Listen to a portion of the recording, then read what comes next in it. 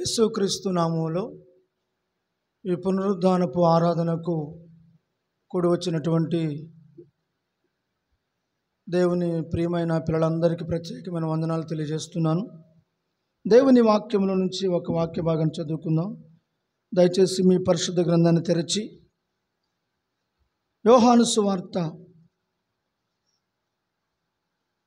6వ అధ్యాయము, యోహాను సువార్త 6వ అధ్యాయము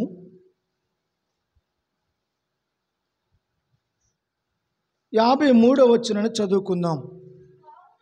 కావున యేసు ఇట్లనెను, మీరు మనుష్య కుమారుని శరీరము తిని ఆయన రక్తము త్రాగితే గాని మీలో మీరు జీవము గలవారు కారు. దేవునికి స్తోత్రం, హల్లెలూయా. చదవనటువంటి ఈ లేఖన భాగంలో యేసు ప్రభు తన శిష్యులకు, తనను వెంబడించే వారికి, తనను ఆశ్రయించిన వారికి ఏమని చెప్తున్నాడంటే, ఇదిగో మీరు నా శరీరము తిని నా రక్తము త్రాగాలి, అప్పుడు మీరు జీవిస్తారు అని యేసు ప్రభు చెప్తుంటే అక్కడ ఉన్నటువంటి యూదులందరూ వచ్చి, ఇది ఎలాగూ సాధ్యం, అది ఎలా జరుగుతుంది, నీ శరీరమును మనుషులు ఎలాగూ తినగలరు, నీ రక్తాన్ని ఎలా త్రాగగలరు అని యేసు ప్రభువుని ప్రశ్నిస్తూ ఉన్నారు. అప్పుడు యేసు ప్రభు వారితో చాలా స్పష్టంగా చెప్తూ 52వ వచనాన్ని కనుక మనం చూసినట్లయితే,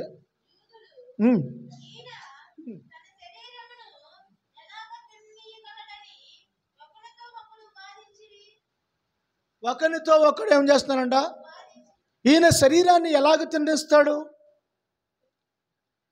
బ్రతికి ఉన్న ఈయన శరీరాన్ని మనం ఎలా తినగలం అని ఒకరితో ఒకరు ఏం చేస్తారంట, వాదన పెట్టుకున్నారంట. ఇంకా పై వచనాలు కనుక మనం చూస్తున్నట్లయితే చూడండి, 46వ వచనం, దేవుని వద్ద నుండి వచ్చిన వాడు తప్ప చూచి ఉండలేదు,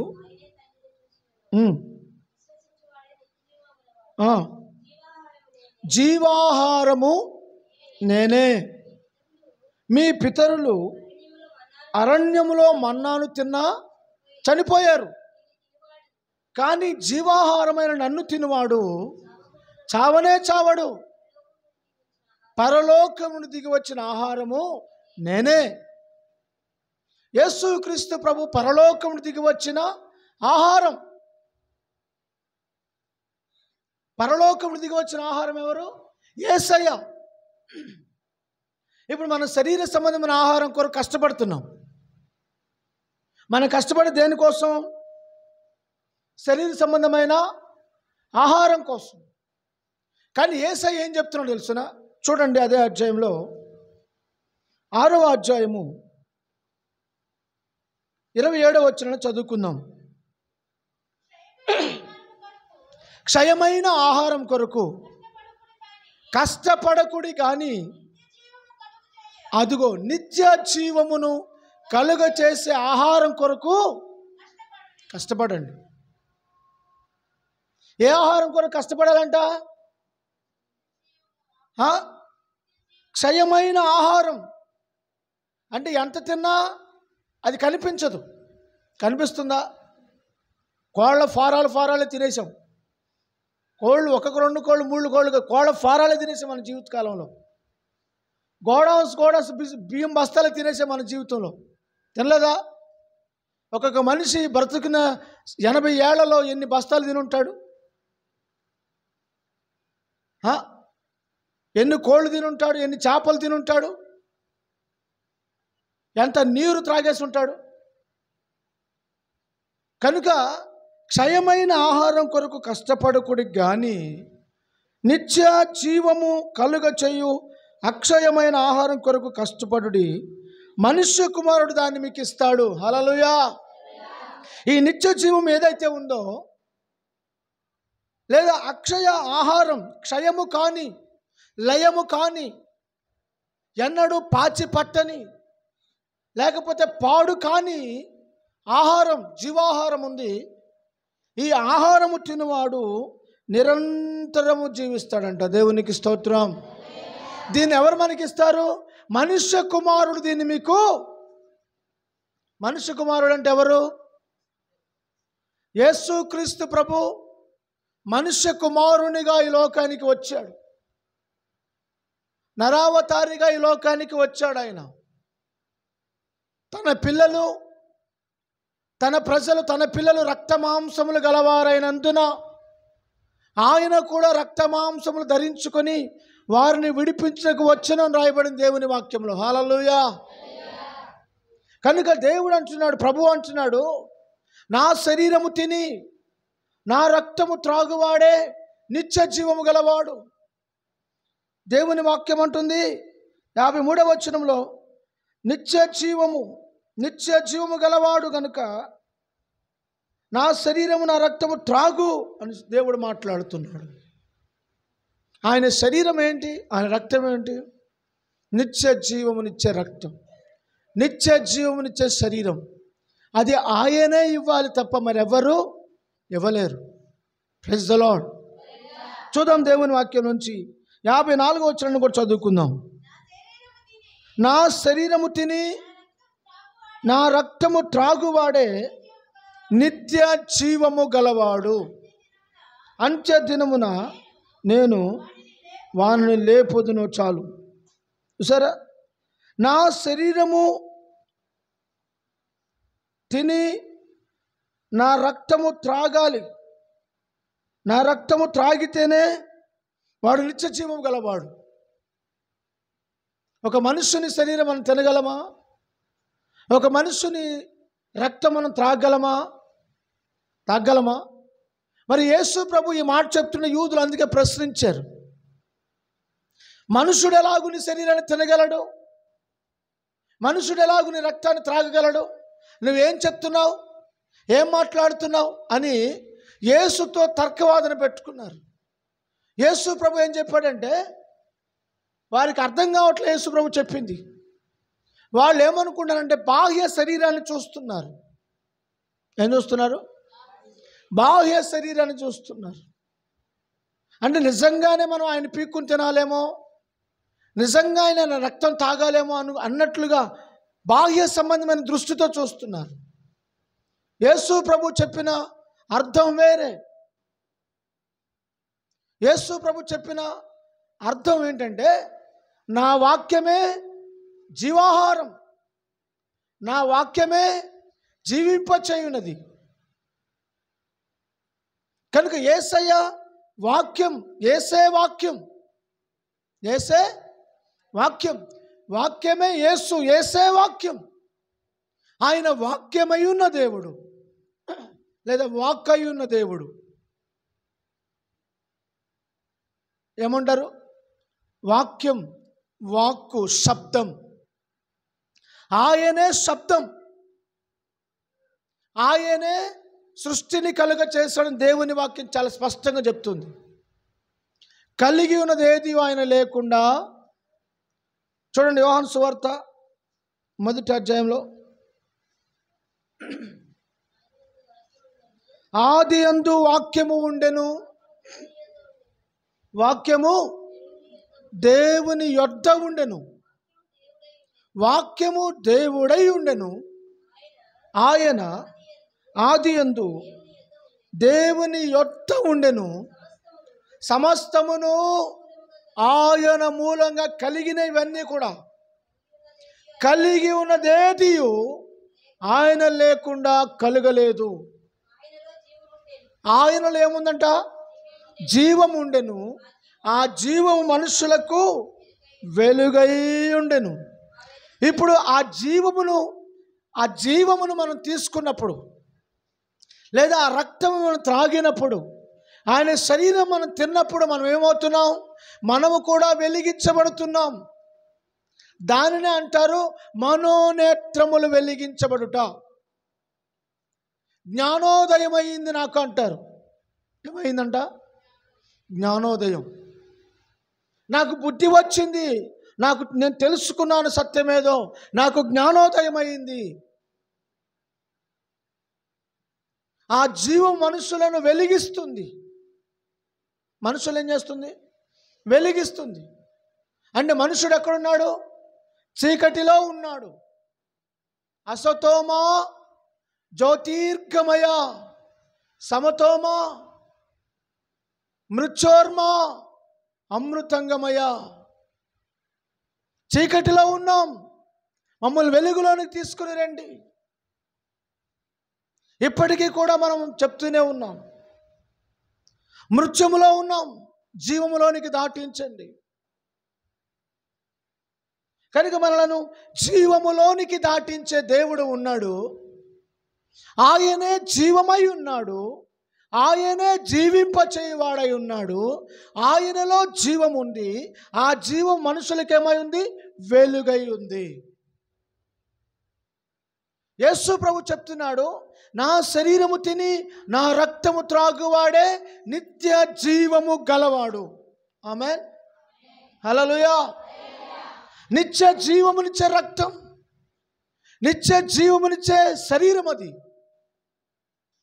కనుక యేసయ్య శరీరాన్ని, యేసయ్య రక్తాన్ని మనం నార్మల్గానో లేకపోతే మామూలుగానో అనాలోచితగానో ఏదో పరధ్యానములోనో ఇష్టం వచ్చినట్లుగానో పరిశుద్ధత లేకుండానో ప్రార్థన లేకుండానో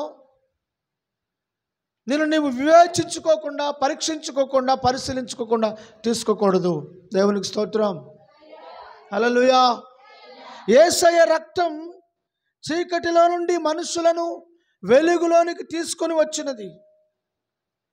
కనుక యేసయ్యతో మనం సహవాసం చేస్తే, ఆయనతో మనం సహవాసం చేసినలా ఆయనతో అన్యోన్యమైన సహవాసం గలవారుగా ఉంటాం. ప్రైజ్ ది లార్డ్, హల్లెలూయా, హల్లెలూయా.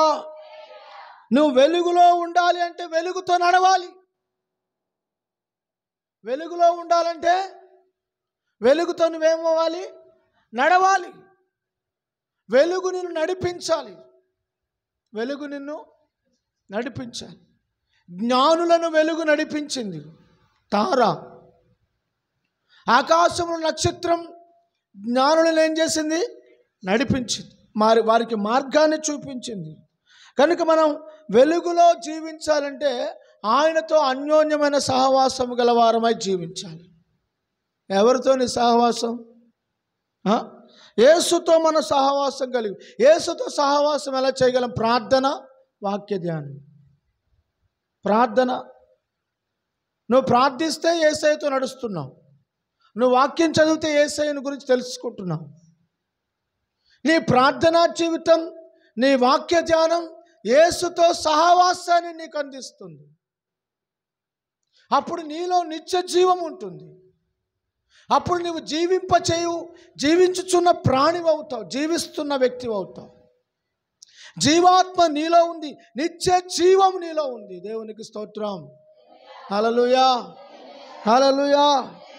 చూడండి, పరిశుద్ధ గ్రంథంలో నుంచి అదే అధ్యాయము 56వ వచనం చదువుకుందాం. 56వ వచనం. నా శరీరము తిని నా రక్తము త్రాగువాడు నా యందును నేను వారి యందును నిలిచి ఉంటాం. హల్లెలూయా. ప్రభు యొక్క బల్ల నిన్ను ఆయనలో నిలబెడుతుంది. నీవు ఆయనలో, ఆయన నీలో. అర్థమవుతుందండి? ఒకరిలో ఒకరు కలిసి ఉండేటట్లుగా చేసేదే ప్రభు యొక్క బల్ల. ఆయన యందు నిలిచి ఉండేటట్లు చేస్తుందంట. నిలిచి ఉన్నవాడు ఏమవుతాడు? నిలిచి ఉన్నవాడు ఏమవుతాడు? బహుగా ఫలిస్తాడు. యేసు ప్రభు చెప్పాడు, యోహాను సువార్త 15వ అధ్యాయంలో చూడండి.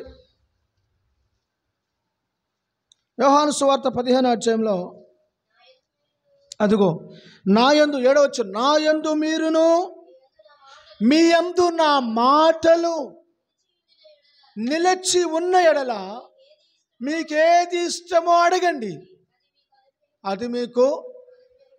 మరలా చదివిన వాక్యాన్ని.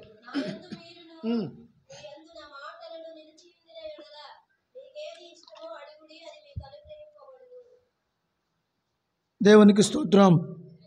హల్లెలూయా.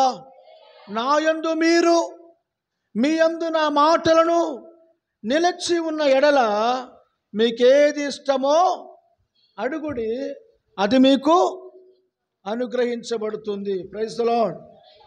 హల్లెలూయా, హల్లెలూయా. కనుక దేవుని సన్నిధిలో మనము ఆయనలో నిలిచిన వారమే ఫలించాలి. ఆయనలో నిలిచిన వారమే మనం ఆయన అడగాలి.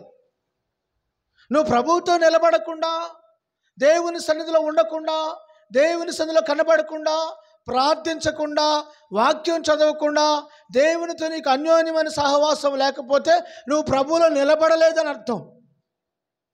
ప్రభువులో నిలబడలా. నువ్వు చెప్పుకున్నావు ఏమని? నేను ఈ దేవుడితో ఉన్నాను, దేవుళ్ళో నిలబడ్డాను, నాకు దేవునికి సంబంధం ఉంది, నేను కూడా క్రైస్తవుడనే అని అనుకుంటున్నావు. నువ్వు చెప్పుకున్నంత మాత్రాన క్రైస్తవుడు అవుతావా? లేదా క్రీస్తు యొక్క అడుగు చాడలు నడిస్తే క్రైస్తవుడు అవుతావా? చెప్పాలి. నువ్వు చెప్పుకుంటే క్రైస్తవుడు అవుతావా? లేదా ఆయన అడుగు చాడలు నడిస్తే క్రైస్తవుడు అవుతావా? నీవు ఆయనలో నిలిచిన వ్యక్తివైతే క్రైస్తవుడు అవుతావు. నీవు ఆయన అడుగు జాడలు నడిచిన వ్యక్తివైతే క్రీస్తు బిడ్డవు అవుతావు, క్రీస్తు సైనికుడు అవుతావు, విశ్వాసి అవుతావు. కనుక దేవుని వాక్యం అంటుంది, నా యందు మీరును, మీ యందు నా మాటలను నిలిచి ఉన్న ఎడల మీకేది ఇష్టమో అడగలేదు, నేను మీకు ఇస్తా. ఆమేన్. మీరు అడిగిందల్లా నేను ఇస్తా. మీరు మొదట నాలో, నా మాటలు మీలో నిలిచి ఉండనియండి. అందుకే యోహాను సువార్త మనం చదువుకున్నటువంటి ఈ యొక్క 6వ అధ్యాయం అంటున్నాడు, మనం చదువుకున్నటువంటి ఈ యొక్క 56వ వచనంలో, నా శరీరము తిని నా రక్తము త్రాగువాడు నా యందును, నేను వారి యందును. వారి యందు నేను, నా యందు వారు నిలిచి ఉన్నారు అంటున్నాడు యేసయ్య. అక్కడేమన్నా నిలిచి ఉండుడి, మీకేది ఇష్టం అడగండి నేను ఇస్తానన్నాడు. ఇక్కడ నిలిచి ఉన్నాడు అంటున్నాడు. నిలిచి ఉన్నాడు అంటే దేవుడే సాక్ష్యం చెప్తున్నాడు, నా శరీరము తిని నా రక్తము త్రాగువాడు, వాడు నాలో, నేను వాడిలో నిలిచి ఉన్నాము. దేవునికి మహిమ కలుగును గాక. హల్లెలూయా. ప్రభు యొక్క బల్ల ఇది చాలా ఆశీర్వదించబడిన బల్ల. దేవుని వాక్యం రాయబడింది, ఏమని రాయబడిందంటే, ఇది దీవించు పాత్ర, దీవించు పాత్ర, ఆశీర్వదించు పాత్ర. ఏ పాత్ర ఇది? చూడండి, పరిశుద్ధ గ్రంథంలో చూద్దాం మనం. అపోస్తలుడైన పౌలు కొరింథీయులకు రాస్తున్న పత్రికలో చాలా స్పష్టంగా తెలియజేస్తున్నాడు.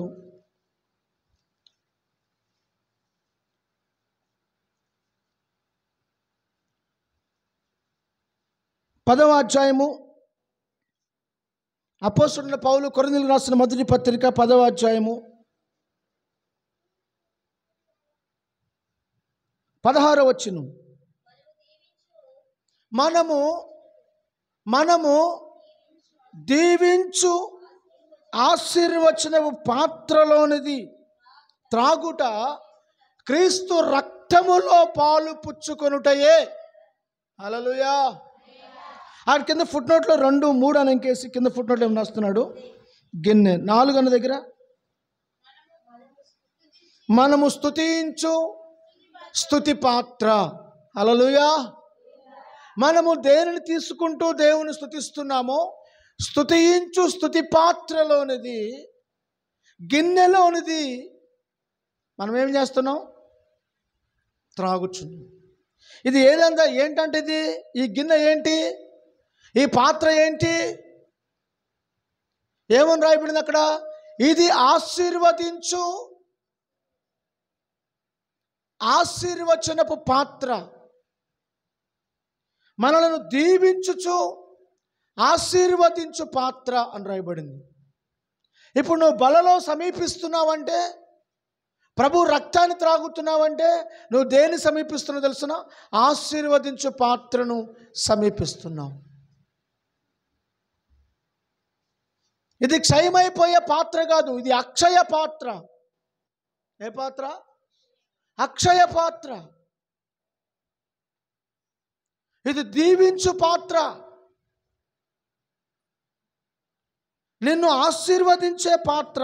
అందుకంటున్నాడు, చదువున్న వాక్య భాగాన్ని మరలా చదువు. 16 వచ్చును. మనము దీవించు ఆశీర్వచనము పాత్రలోనిది త్రాగుట క్రీస్తు రక్తములో పాలు పుచ్చుకునుటయే కదా.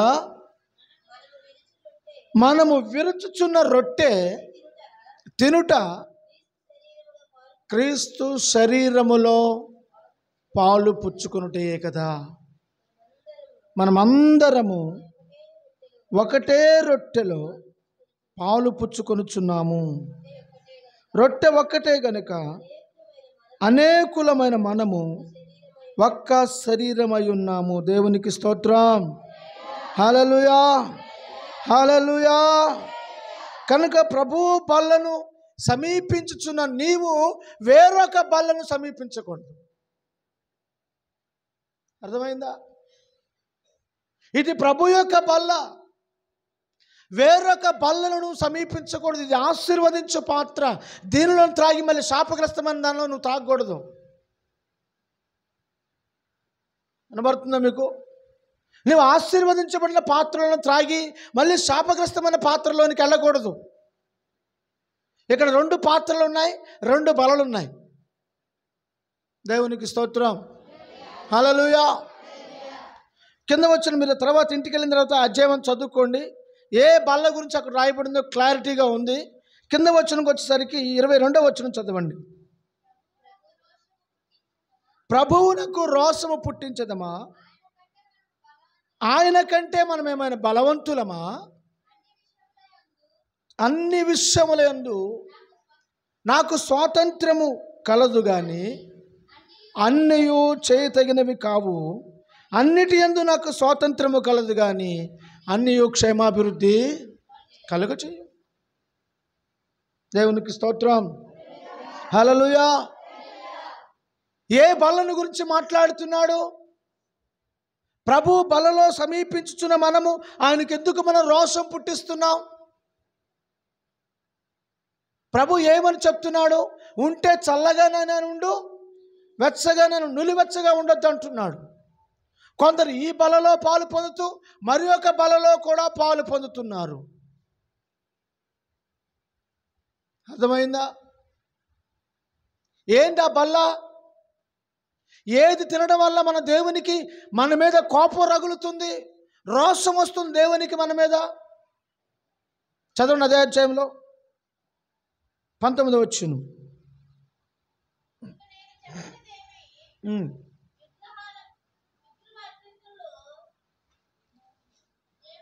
విగ్రహార్పితములో ఏమైనాను ఉన్నదని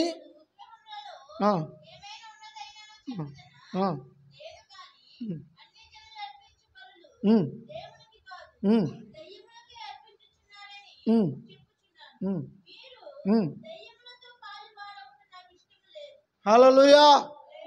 అందరికి స్పష్టంగా అర్థమైందా? మీరు దయ్యములతో పాలువారగుట, దేనిని తింటే దయ్యాలతో మన పాలిభాగస్తులు అవుతున్నాం ఇక్కడ స్పష్టంగా రాయబడింది. ఇంతకంటే తేట తెల్లగా ఎక్కడ రాయబడలేదు. అయినను మీరు తినుచున్నారంటే దానికి మీరే కారణం, మీ ప్రాణములకు మీరే ఉత్తరవాదులు. 21వ వచనం చదవండి. మీరు ప్రభు పాత్రలోనిది దయ్యముల పాత్రలోనిది కూడా 2 తాగుతారా? తాగకూడదు, త్రాగలేరు.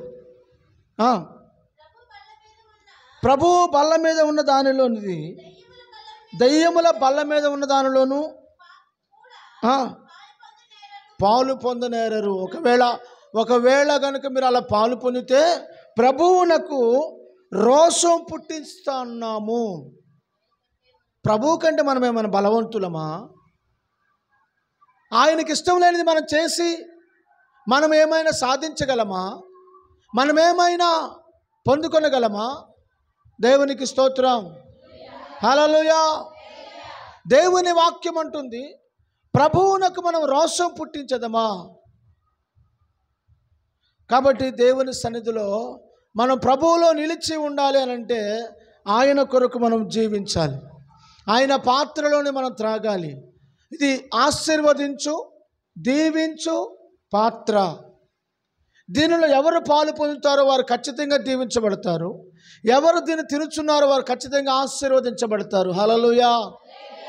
కానీ నువ్వు దీనిని పాలు పొంది మరి యొక్క దానిలో పాలు పొందితే నువ్వు శపించబడతావు. నువ్వు ఇటు వచ్చిన దాన్ని మరలా అటు వెళ్ళకూడదు. అర్థమవుతుందా? నీవు రెండు వైపులా తిరగకూడదు.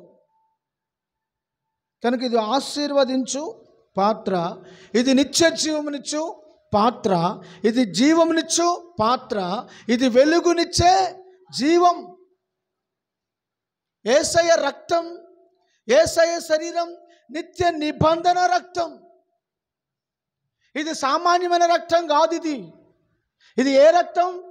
నిబంధన రక్తం. నిబంధన అంటే ఒక వడంబడిక, ఒక వడంబడిక చేయబడిన రక్తం.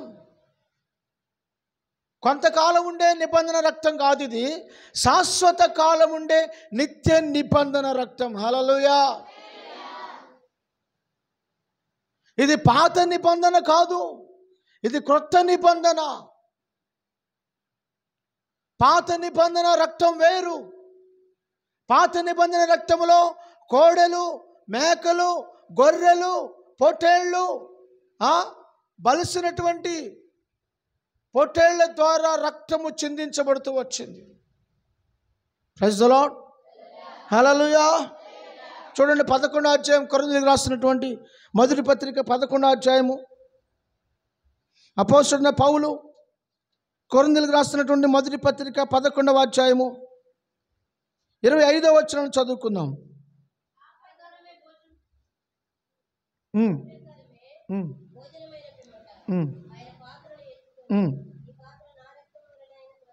అది ఒక రాయబడిన మాట చూస్తున్నారా? ఆ ప్రకారమే భోజనమైన పిమ్మట ఆయన ఒక పాత్రను ఎత్తుకొని, ఈ పాత్ర నా రక్తము వలన క్రొత్త నిబంధన, మీరు దీనిలోని త్రాగున్నప్పుడల్లా నన్ను జ్ఞాపకము చేసుకునమని దీన్ని చేయుడని చెప్పాను. దేవునికి మహిమ కలుగును గాక. హల్లెలూయా. ఈ రక్తము నిబంధన రక్తం. ఏ రక్తం ఇది? చెప్పాలి అందరూ. నిబంధన రక్తం. ఈ రక్తంలో 3 విషయాలు దాగి ఉన్నాయి. 1 రక్తము అనే అంశం, 2 నిబంధన, 3 బలులు, బలి అర్పణ. బలి అర్పణ అంటే ముందు జరిగినటువంటి పాత నిబంధన బలులకు సమాప్తి పలికిన నూతన నిబంధన ఏకైక రక్తం, ప్రభువైన యేసుక్రీస్తు రక్తం. హల్లెలూయా, హల్లెలూయా. యేసు రక్తం నిష్కళంకమైన రక్తం, నిర్దోషమైన రక్తం, గొర్రెపిల్ల రక్తం, పాపమెరుగని రక్తం, కామ క్రోధ మదమాశ్చర్యములను జయించిన నిబంధన రక్తం, మనిషి కొరకు ప్రాణము అర్పించిన యేసు రక్తం. హల్లెలూయా. ఈ రక్తము దయ్యముల మీద అధికారం కలిగిన రక్తం. ఈ రక్తం సమస్తమును జయించిన రక్తం. ఈ రక్తం సమస్తమును జయించి పరిశుద్ధతలో నిలబడిన రక్తం. ఈ రక్తం ఇది. Praise the lord. ఇది సామాన్యమైన రక్తం కాదు. దేవుని వాక్యం రాయబడింది, లోక పాపములు మోసుకొని పోవు దేవుని గొర్రె పిల్ల, బొచ్చు కత్తిరించు వారి ఎదుట ఆయన గొర్రె పిల్లవలే మౌనముగా ఉన్నాడు. ఆయనను పిడిగుద్దులు కొద్దినా మౌనంగా ఉన్నాడు. ఆయన గడ్డం పట్టుకొని పెరిగి కాండ్ర చిమ్మెత్తు అని ఊసినా మౌనంగా ఉన్నాడు. కొరడాలతో కొట్టినా మౌనంగా ఉన్నాడు.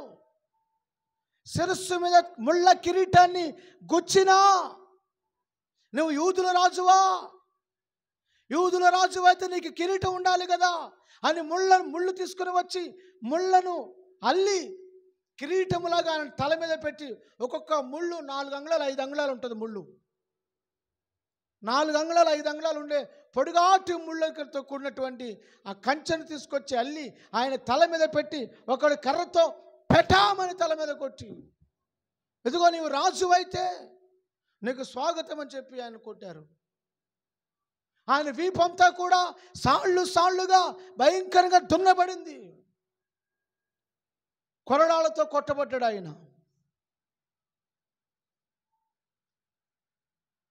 రోమీల కొరడాకి, ఒక్క కొరడాకి 5 గాలాలు ఉంటాయి. ఒక్కొక్క కొరడాకి 5 గాలాలు. గాలం అని తెలుసు కదా, చేపలు పడతారే ముళ్ళు ఇట్లా కొక్క్యంలాగా ఉంటుంది, కొక్క్యంలాగా ఉంటుంది. ఒక్కొక్క కొరడాకి 5 గాలాలు. 5 గాలాలతో ఒకసారి ఆయన శరీరం మీద వేసి లాగితే చర్మం చీల్చుకొని వస్తుంది. చర్మం ఏమవుతుంది? చీల్చుకొని వస్తుంది ఆయన చర్మం. అంత ఘోరంగా ఆయన కొట్టబడ్డాడు. ఎవరి కొరకు? దేనికోసం? ఆయన రక్తం చిందించాడు. దేవుని వాక్యం రాయబడింది, చివరి రక్త బొట్టును కూడా ఆయన తన శరీరంలో ఉంచుకోలేదు.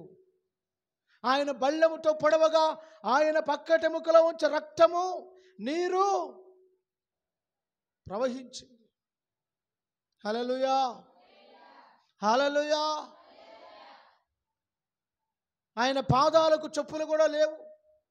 ఆ భయంకరమైనటువంటి రోడ్ల మీద కంకరాలతో కూడిన అనేక రాళ్ల మీద కొండపైకి, గొల్గొతా అనే కొండపైకి మనుషుని యొక్క పురి, అంటే ఈ స్కెలిట్, ఇది చనిపోయిన తర్వాత ఈ మనిషి యొక్క ముఖం ఎలా ఉందో తెలుసా? స్కెలిట్ బొమ్మ. ఆ ఆకారంలో, పురి ఆకారంలో ఉండేటువంటి కొండ గొల్గొతా అంటే పురి.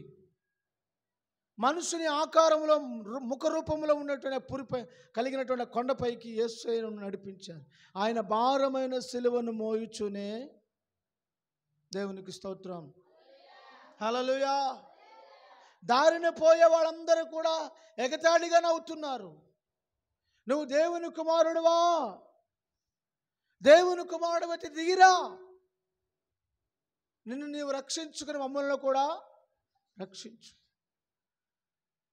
ఆ అలజడులు, అరుపుల, కేకల మధ్యలో ఆయన మౌనముగా ఉన్నాడు. హల్లెలూయా. ఎలా ఉన్నాడు? మౌనంగా ఉన్నాడు.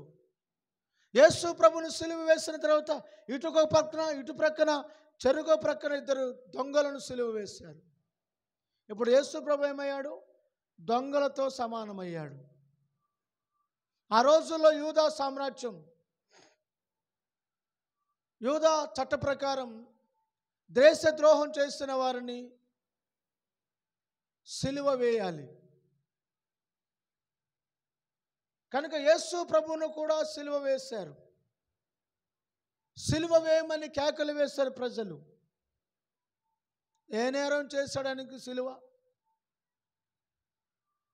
కావాలంటే సమాజంలో చూడండి, మంచి మాటలు చెప్పేవాడికి, మంచిగా జీవించేవాడికి, మంచిగా బ్రతకమని చెప్పేవాడికి అందరూ శత్రువులే ఉంటారు. మంచి మాట చెప్పేవాడికి, మంచి మార్గాన్ని చూపించేవాడికి, మంచి మార్గాన్ని ఎంచుకున్న వాడికి అందరూ శత్రువులే ఉంటారు. ప్రైజ్ ది లార్డ్, హల్లెలూయా. ఎందుకంటే ఈ లోకం నడవడిక వేరు, ఈ లోకం తీరు వేరు, ఈ లోకం పోకడ వేరు. దుర్నీతికి నీతితో ఏమి సాంగత్యం? Praise the Lord, hallelujah, hallelujah. కనుక పాపక్షమాపణ కావాలి అంటే రక్తం కావాలి. ఏం కావాలి? రక్తం కావాలి. ఏ మూలం చూసినా ఆ మూలం ఏంటంటే రక్తము కావాలి. ఎక్కడికి వెళ్ళినా రక్తం. ఏం కావాలి? రక్తము కావాలి. మరి యేసయ్య రక్తం మనల్ని విమోచించింది. ఏం చేసింది? విమోచన కలుగ చేసింది యేసయ్య రక్తం. కనుక దేవుని రక్తం మనలను పరిశుద్ధపరిచింది. యేసయ్య రక్తం మనలను నిత్య నిబంధనకు వారసులుగా చేసింది. అంటే యేసు ప్రభు ద్వారా మనం ఏమయ్యామంటే నిబంధన వారసులమయ్యాము. దేవునికి స్తోత్రం. ఒక మాటలో చెప్పాలంటే నిబంధన జనులమయ్యాం. నిబంధన జనులం. ఇప్పుడు చూడండి, మనకు సంతతి లేదనుకోండి, ఎవరినైనా ఒక బిడ్డను దత్తత తీసుకున్నాం అనుకోండి, దత్తత తీసుకున్న తర్వాత మళ్ళీ వీళ్ళు ఎప్పుడైనా వచ్చి నా బిడ్డ నాకు ఇచ్చేది తీసుకెళ్ళిపోయే అవకాశం ఉంటుంది. అందుకని ఏం రాయాలి? చట్టపరంగా పత్రం రాయాలి. చట్టపరంగా ఏం రాయాలి? పత్రం రాయాలి. అయితే యేసుక్రీస్తు ప్రభు నిన్ను నన్ను ఎలా కొన్నాడు? దేనితో కొన్నాడు? ఏమిచ్చి కొన్నాడు? దేవుని వాక్యంలో రాయబడిన చూడండి, పరిశుద్ధ గ్రంథంలో నుంచి పేతురు రాసిన పత్రికలో చాలా స్పష్టంగా ఉంటుంది.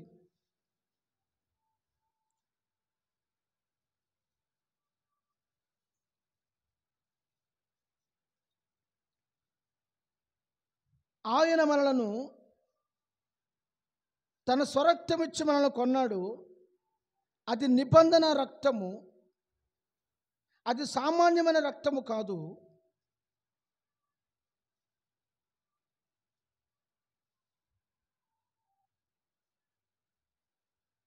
మొదటి అధ్యాయము, పేతురు రాసిన మొదటి పత్రిక మొదటి అధ్యాయము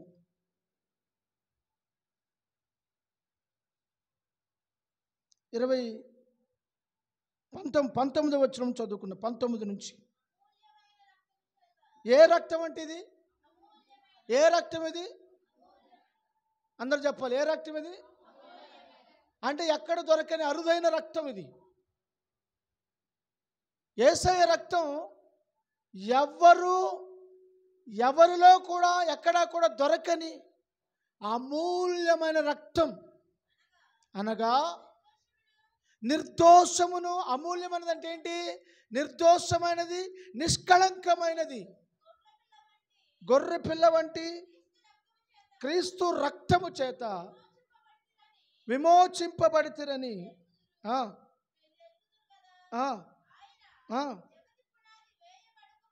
జగత్తు పునాది వేయబడక మునిపే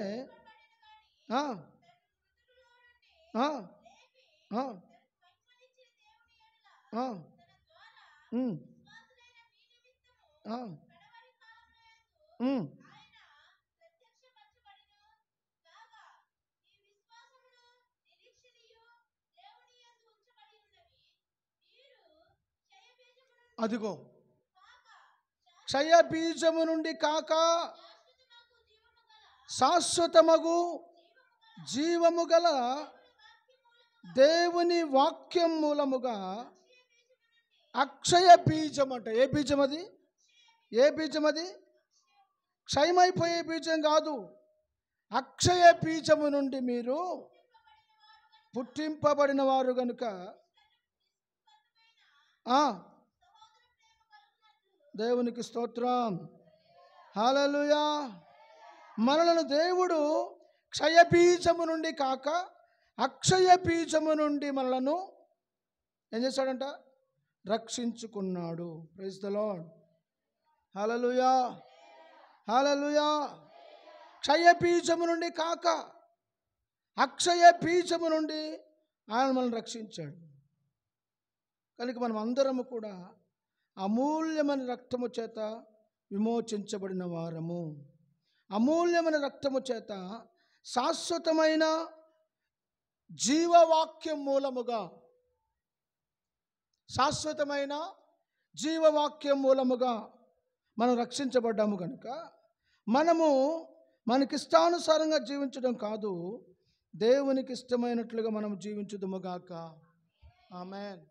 మరొక చోట ఏమని రాయబడిందంటే, మీరు వెండి బంగారముల వంటి వాటి చేత కాక మీరు శాశ్వతమైన గొర్రెపిల్ల రక్తము చేత విమోచించబడ్డారు అని రాయబడింది. హల్లెలూయా. మనం దేవుని వాక్యంలో చూస్తున్నాము, శాశ్వతమైన జీవం. ఇదేంటంటే ఏ రక్తం ఇది? శాశ్వతం. శాశ్వతం అంటే 80 ఏళ్ళ, 1000 సంవత్సరాల, 5000 సంవత్సరాల, 50,000 సంవత్సరాల? శాశ్వతమైన జీవం అంటే ఇక దానికి అంతము లేదు, కాల పరిమితి లేదు, వయసు పరిమితి లేదు, కాలముతో దానికి పని లేదు. అంటే ఎప్పటికీ లయము కానిది, ఎప్పటికీ నశించనిది, ఎన్నటన్నటికీ కూడా ఉండేది. కనుక అటువంటి రక్తం యేసయ్య రక్తం. ఆ రక్తము చేత యేసయ్య మనల్ని ఏం చేశాడు? విమోచించి ఉన్నాడు. దేవునికి స్తోత్రం. హల్లెలూయా, హల్లెలూయా. చూడండి, మరొక విషయాన్ని కూడా మనం చూద్దాం దేవుని వాక్యం నుంచి. కొరింథీయులకు రాస్తున్నటువంటి మొదటి పత్రిక 11వ అధ్యాయం 25వ వచనం.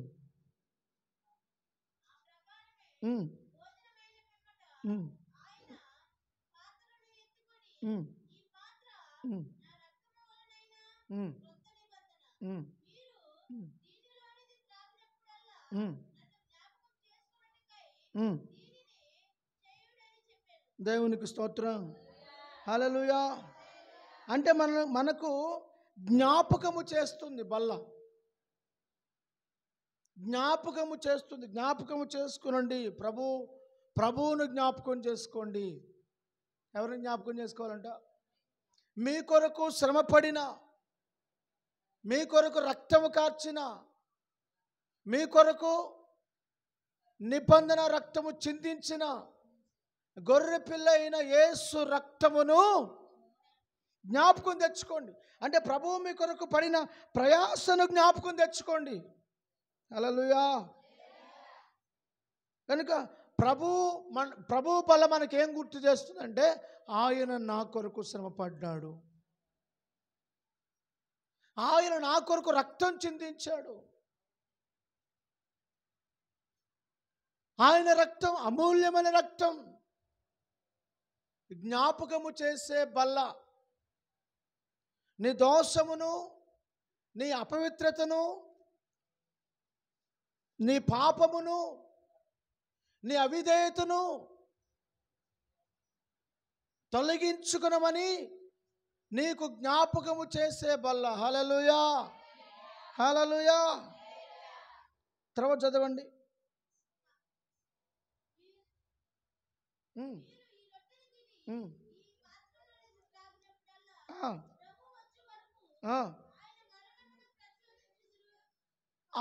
ఆయన మరణమును ప్రచురించుదురు. అంటే మరణాన్ని ప్రచురించాల్సిన బాధ్యత ఎవరిది? నిద్రపోతుంటే చూడండి, మరణమును ప్రచురించే బాధ్యత ఎవరిది? మనది, నీది, నాది. అంటే నిబంధనకు సాక్షులు ఎవరు? నీవు, నేను. ఆయన గొర్రెపిల్ల రక్తం, నిత్య నిబంధన రక్తం చిందించాడు. ఆ నిబంధన రక్తం మనం జ్ఞాపకం తెచ్చుకుంటున్నాము. ఆ నిబంధన రక్తమునకు సాక్షులు ఎవరంటే నీవు, నేను.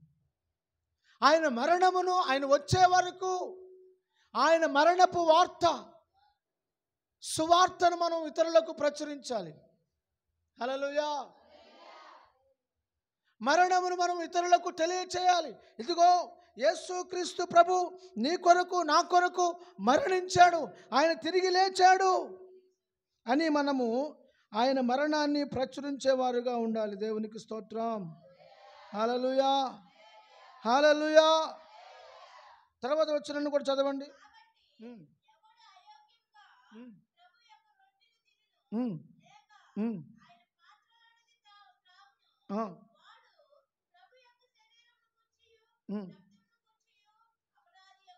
అపరాధియగును. ప్రతి మనుష్యుడు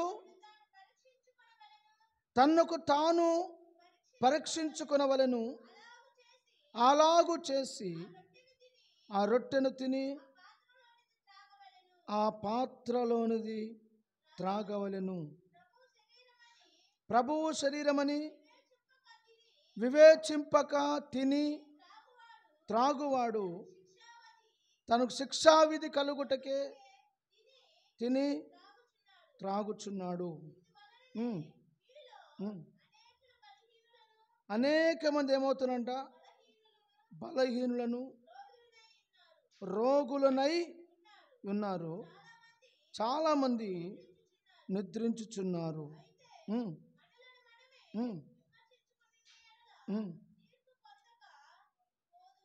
హల్లెలూయా.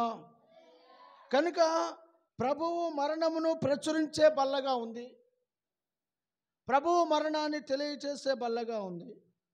మనం చదువుకున్న లేఖనం 28 వచనం అంటున్నాడు. 11:28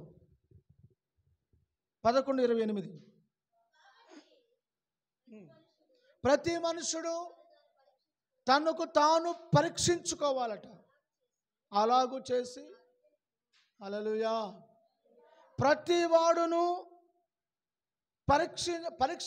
పరీక్షించుకునే బల్ల. ప్రభు యొక్క బల్ల. నువ్వు ఏ స్థితిలో ఉన్నావు? ఎలా ఉన్నావు? నువ్వు ప్రభు బిడ్డవి, ప్రభు రక్తంలో కడగబడ్డ వ్యక్తివి. నువ్వు ఎలా బ్రతుకుతున్నావు అని నీకు జ్ఞాపకము చేసే బల్ల. నీవు హృదయ పరిశోధన చేసుకునే బల్ల. దేవునికి స్తోత్రం. హృదయమును పరిశోధించి పరీక్షించి నువ్వు తెలుసుకోవాలి. దానిలో పాలు పొందాలి. ఎట్లా పడితే అట్లాగా నెల రోజులు మురికిగా జీవించేసి ఇష్టం వచ్చిన మురికి మాటలన్నీ మాట్లాడేసి మురికి జీవితాన్ని చేసి ఇప్పుడు వచ్చి ప్రభువా నేను బలలో పాలు పొందుతున్నానయ్యా, నన్ను పరిశుద్ధపరిచేసి అని పాలు పొందే ఆట వస్తువు కాదు అది. అంగట్లో దొరికే వస్తువు కాదు అది. Praise the Lord. ప్రతి వాడును తనకు తాను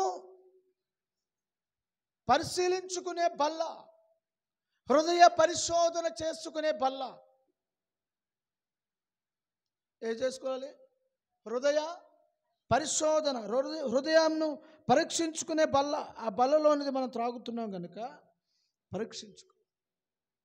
చివరికి ఒక్క మాట చెప్పి నేను ముగిస్తాను. 23వ వచనం చదవండి.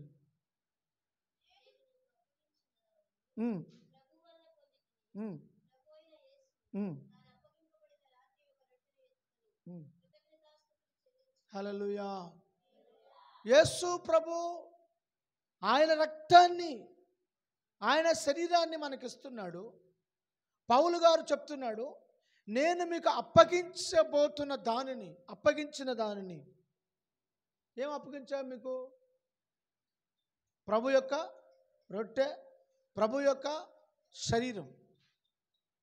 నేను మీకు అప్పగిస్తున్న దేవుని శరీరమును, దేవుని రక్తమును, ప్రభు అయిన యేసుక్రీస్తు రక్తమును, ప్రభు అయిన యేసు శరీరమును మీకు అప్పగించబోతూ ఉండగా, ఫోన్లు అందుకే సైలెంట్లో పెట్టమని చెప్పేది. అనరగా మీకు అప్పగించబోతున్నటువంటి ఆ ప్రభు శరీరాన్ని, ఆ రక్తమును తీసుకున్నప్పుడు ఏం చేయాలంట? ఏం చేయాలి? తీసుకున్నప్పుడు కృతజ్ఞతాస్తుతులు చెల్లించి ఏం చేయాలంట?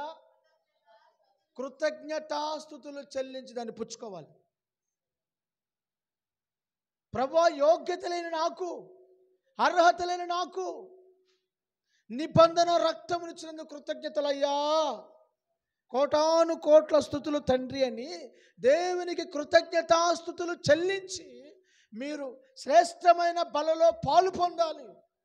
ఎందుకంటే అది దీవించు పాత్ర, అది ఆశీర్వదించు పాత్ర.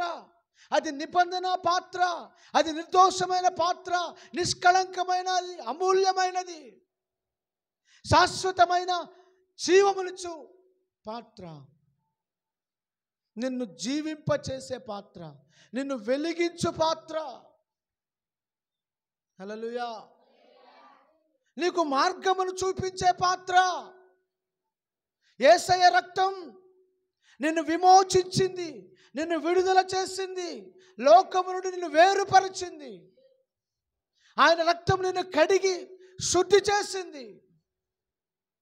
ఆయన రక్తం ఏ రక్తమునకు సాటి కాదు. అది విలువైన రక్తం, సమస్తమును జయించిన రక్తం. కనుక ఆ రక్తమును సేవిస్తున్నప్పుడు ఆ సమస్యగానో, నవ్వులుగానో, ఎగతాళిగానో, జోక్గానో, లేకపోతే అపవిత్రంగానో, పాపముగానో, పాపములో ఉంటూ బ్రతుకుతూ నువ్వు దానిని తీసుకుంటే నీ మీదకు దేవుని శిక్ష వచ్చి పడుతుంది. ఆ శిక్ష నుంచి నిన్నెవడు తప్పించలేడు. ఏ రక్తమైతే నీకు శాశ్వతమైన నిత్య జీవమునిస్తుందో అదే రక్తముతో నీవు ఆటలాడుకుంటే అది నిన్ను నాశనమునకు, నిత్య నరకానికి పంపుతుంది. అది నిబంధన రక్తం. అనేక మంది యేసు ప్రభు రక్తములో సేవిస్తూ కూడా, యేసు ప్రభు రక్తమును సేవిస్తూ కూడా ఇంకా లోకాశలలో బ్రతుకుతున్నారు. ఈ దినం నువ్వు జ్ఞాపకం తెచ్చుకోవాల్సిందని తెలుసునా? నిన్ను నువ్వు పరిశీలన చేసుకోవాలి, నిన్ను నువ్వు పరీక్షించుకోవాలి. నీకు జ్ఞాపకం చేస్తుంది, ఇది మామూలు రక్తము కాదు, ఇది క్రొత్త నిబంధన రక్తం, ఇది అమూల్యమైన రక్తం, జీవింపచేసే రక్తం. ప్రార్థన చేసుకుందామా? అందరూ మోకరించి ప్రభు సన్నిధిలో మిమ్మల్ని మీరు దేవుని చేతులకు అప్పగించుకొని నిష్కళంకమైన నిత్య నిబంధన